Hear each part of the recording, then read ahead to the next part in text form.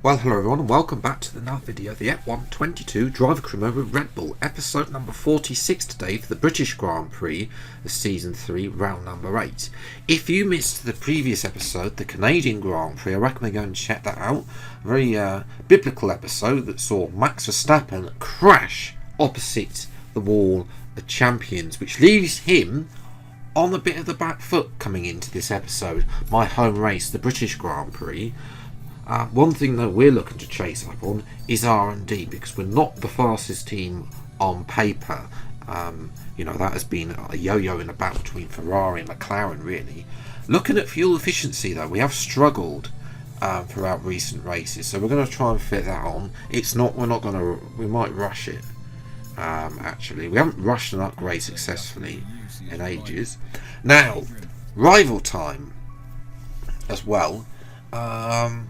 I've decided to try and, the last time I did rivals, it sort of jinxed them and sort of gave them god tier performances. But I have chosen one of the GOATs himself, Lewis Hamilton, who sort of needs a bit of a revival. And for the first time in about 4,000 years, a rushed upgrade actually comes in for me as well. Still the same dreadful allocation for the tyres. Please, Codemasters, put it back to what it was, because the teams don't have to deal with this in real life. They get to choose. Yes, they have that the same allocation we've got here, but they get to choose where they deploy that allocation as well. So let us choose, Codemasters. R&D wise though, that fuel efficiency upgrade's enough to shove us in front of Mercedes and McLaren as well. Ferrari still on top though. Alpine starting to slip behind. Maybe that's why Verstappen crashed potentially. Can Verstappen take that Alpine to a championship title challenge again? We'll have to wait and see as well. But it's sunny at my home Grand Prix for once at Silverstone, so that's good. We don't want any rain around here as well. So of course we're moving into qualifying then as well. And for this particular episode, and I know every dry qualifying for the time being, the first run is done on a set of medium compound tyres, with the final run on a set of soft, just to save a fresh set of soft tyres, for the race, which the AI, funny enough, don't have those same rules that we do as well. So that's definitely something horrendous that needs fixing as soon as possible, Codemasters.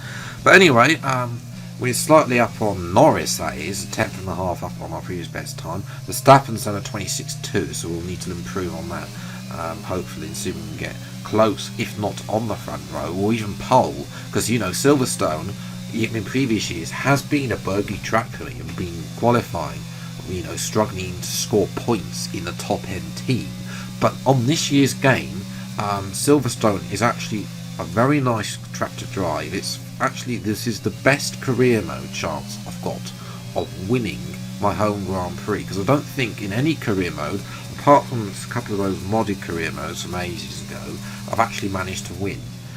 Purple middle sector as well, showing potentially that where this car is strongest as well. Through the middle sector there, of course, you've got the the old straight and the second straight. A little bit iffy through the final corner, but is enough for, I believe that is the front row. Not pole position. The elusive pole position is still away from us, but oh so close.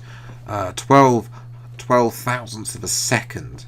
10th pretty much separating Verstappen from Leclerc and myself. But that's what Verstappen really needed to get back on track. Now can he convert that pole position into a win? I will definitely have something to say about that as well. We've also got the likes of McLaren, Ferrari as well, and Mercedes, who all could get involved as well should they have the pace. We'll have to wait and see what we can do in time for the race.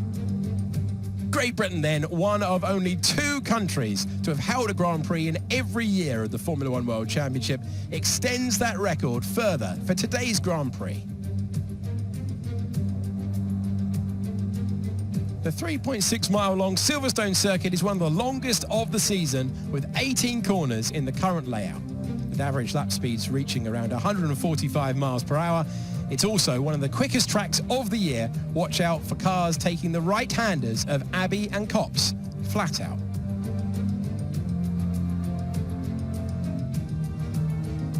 It's time to take a look at our starting grid for today's race. World champion Max Verstappen starts from pole position, and Phoenix completes the front row. Considering the rest of the grid, we have Leclerc, Vettel, Sir Lewis Hamilton and Russell, Norris, Sainz, Ocon and Daniel Ricciardo, Gasly, Albon, Kevin Magnussen and Mick Schumacher, Bottas, Joe, Robert Schwartzman and Yuki Tsunoda, Latifi and Lance Stroll brings the grid to a close. It's almost time for the lights to go out, so let's head down to the track where preparations are underway. A warm welcome to Anthony Davidson, who is beside me in the commentary box today. We should talk about Williams. What do you make of their performance so far this season? Well, the atmosphere within that team seems very positive at the moment. Everyone seems like they're in great spirits and having a lot of fun doing what they do, and that's definitely contributed to the performances we've seen. I know this is your home Grand Prix, but treat it like any other race. Let's not make any unnecessary risks. I don't think we need to make unnecessary risks. We can let Verstappen win this Grand Prix because he is 15 points back in the championship. Leclerc, though, is somebody we will probably want to battle. Make sure we definitely beat him because we are only separated by 1 point, although it would be nice to win the home Grand Prix. So 5 red lights then to the British Grand Prix, and after a little hold, away we go. Mediocre start, as usual in this year's game. Leclerc's had a terrible start as well, though. Verstappen is into the lead, and we are retaining, for now, P2 behind him as well. Vettel and Leclerc going side by side through turns 3 and 4, but Leclerc has the inside line, is able to force Vettel out, and Leclerc annoyingly retains P2 for now. But already on the back of Verstappen, can't quite have the pace through Magnussen and Beckett's to make a move there. A little bit of understeer there from the wash of Verstappen's car, but look at the pace we have in a straight line speed. This is where I'm strongest, is through the straights here, and it's just an easy move on Verstappen up into the lead of the British Grand Prix, and it's already lap 1. Meanwhile, fellow Brit George Russell is making a move as Vettel locks up at the penultimate corner. Hamilton is unable to go through, so Russell up to P4, Vettel down another position as well. We jump to lap 5 though. The early stages not really producing too much. One of the big problems is I'm not able to dominate this Grand Prix because of these final 2 corners. I lose a couple of tenths of a second. There's Vettel, I think that's Ricciardo pitting early. Might be a little bit too early, I don't know. One person making a move though is Carlos Sainz on Lewis Hamilton while everyone's in the pit. It's actually Norris, not Ricciardo, that's come into the pits on early there as well. Sainz is going to come in. 2 Mercedes are going longer than me on lap 6. That was on to lap 7. Perfect timing. Can we get in front of Sainz? Yes, it's a pretty slow pit lane, but that was crucial to get back out in front of Sainz. Otherwise, we could have lost the position there to either Verstappen or Leclerc as well. So now it's the point of trying to get out this very slow and painful pit lane here at Silverstone and try and have a good outlap as well, and make sure that either Verstappen or Leclerc aren't able to overcut. So we're going to jump a lap later. There is Verstappen and Leclerc coming out the pits. It's side by side for a little bit, for about a nanosecond with Verstappen, but we are able to retain what is P2 with Russell yet to pit as well. Both Verstappen and Hamilton as well. Hamilton has had a horror show. He's down to P10. He's behind Ocon. He's been jumped by Ricciardo, Sainz, Norris and Vettel. And Russell is going to feature behind these two when he comes behind Vettel and Sainz. Behind Norris and Sainz, as Norris does a beautiful move on Sainz there. Oh, Leclerc, Verstappen locks up, but Leclerc can't get past. On the opposite of 2019, where Leclerc bashed Verstappen off, I think it was, at that corner. And again, Leclerc is all over the back. He's got the better tyres at Copse, but unable to find that bit pass. This is a great little battle between Verstappen and Leclerc, two championship protagonists so far throughout this career mode, in all 3 seasons so far. They're still battling, but still Verstappen has a stout defence. Meanwhile, Russell has come out in front, of Vettel and Norris, but Norris, who's going to get back in front of Russell and up to P4, so the great recovery from Norris there, who was way down the order like P8 before the pit stops. As Leclerc down the inside, unable to get them. Verstappen keeps the inside line at Brooklands as well, but on the old start-finish straight, Leclerc is definitely going to have the better line, better pace potentially. You know, the Red Bull, considering where the Red Bull and Alpine car are on paper, side by side through Copse towards Magnussen Beckett's, is still going side by side. Could this end up being a beautiful overtake? No, they're still going side by side through Magnussen Beckett's, both giving each other just about enough room there.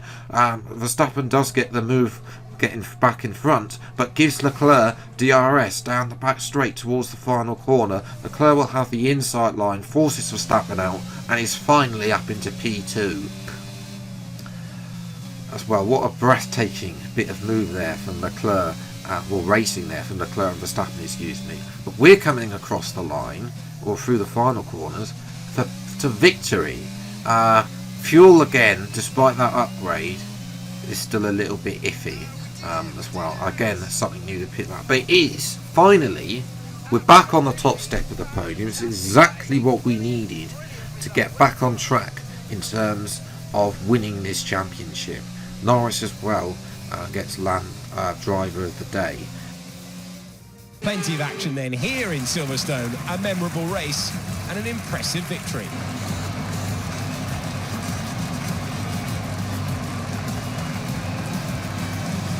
And talk to me, what do you think it was that sealed the win for them? Well, this was a real team victory. They put together a solid strategy today that appeared well suited to the conditions out on track. The driver did everything that was expected of them in the moment to really execute the team's plan to perfection. A shining example of how F1 really is a team sport. Here come today's winners. The team at Red Bull have done a phenomenal job recently. It's clear to see that they've put in the work, and they should be proud of the victory they've secured here. Oh, I'm definitely happy with that. 1-2 as well. But finally, I've won my home Grand Prix in a driver career mode episode, which, you know, it's been a very long time as well. 1-2 for the team as well, so we're definitely going to be winning constructors as well, with Alpine pretty much having what Red Bull had a few years ago, where it was just Verstappen against both Mercedes in real life. But fastest lap, a tenth faster than both Leclerc and Verstappen. Norris P4, but you see Ocon not providing, only P9, but that's really where the Alpine car more is on paper. Ricciardo as well improving. Hamilton having a shocker down in P10, unable to get past Alpine. You know how slow the Mercedes in the straight line, and suffering today with the Mercedes pit stop. So it's back to the top for me in terms of the Drivers' Championship. 7 points in front of Leclerc. Verstappen now is a race win behind almost. Well, is a race win behind without fastest lap as well. So is he out of the running already? We'll have to wait and see. We're 112 points, dominating the championship as well. And rivalry breakdown as well, because I'll show you this now as we got a new rival. We're 7-3 up. It's quite easy to score a couple of points though. So yes, next video, Austria, we'll renegotiate or extend our contract with Red Bull for the end of the season as well. That will also be a sprint race episode. That'll be on Monday as well. Leclerc, 4 podiums in a row, but hasn't won since Bahrain. So, you know, his consistency compared to the likes of Verstappen as well. And then you've got these sort of people that have won but aren't anywhere near us in the championship, like Russell, Norris and Sainz. Those three, if they could be a bit more consistent and start getting a bit more podiums, then they should be able to make the position. Especially Ferrari should be a little bit disappointed compared with what they've managed so far, because they've only managed one win. They have had the fastest car on paper. Vettel is nowhere near, and Sainz has been on the podium once for his race win at Canada as well. So they'll all look to bounce back with the sprint race at Austria. So if you have enjoyed, leave a like, subscribe if you're new to the channel. See plenty more F1 22 driver career videos and other F1 22 gameplay as when they come out. Until the next video then, I'll see you next time. Take care. Thanks so much for watching. Enjoy your day and goodbye.